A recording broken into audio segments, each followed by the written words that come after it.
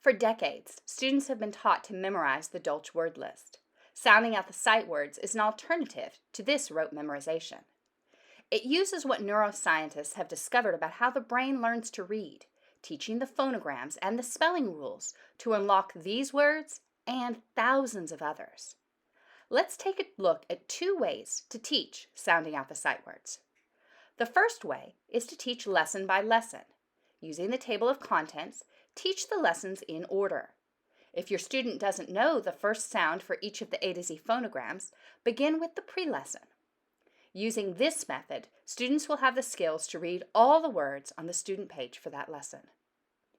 The other way is word by word. This method is often used when students have been required to learn certain sight words. Rather than memorize the list, help your student learn to decode it. Look up the Dolch word in the comprehensive index. Find the teacher page where the word is introduced.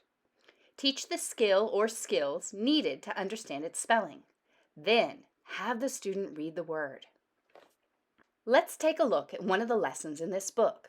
Each lesson has two sides: a student side with the phonogram, spelling rule, and words for the students to read, and a teacher side with the lesson. In green, you will see the lesson for the new concept. The words in green on the student page will use the most common sound for the A to Z phonograms and the rule or phonogram taught in this lesson. In blue, you will find additional instruction. For those teaching sounding out the sight words lesson by lesson, the blue section is a great review of previously taught concepts. Words on this list will use today's lesson to build on previous lessons. For those using the word-by-word method, the blue section is especially important, as students will not be able to decode the words in blue without also learning the lessons listed here. On the side in orange, you will find additional Dolch words that will be introduced in future lessons and will use the concepts from today's lesson. Here on the bottom are ideas to reinforce the concept through extra practice, including a list of games from the Logic of English game book. You can purchase the optional game book separately or as part of the Sounding Out the Sight Words set, along with the game cards, tiles, and more. Finally, the teacher page includes a section of notes that includes teacher tips and further explanation.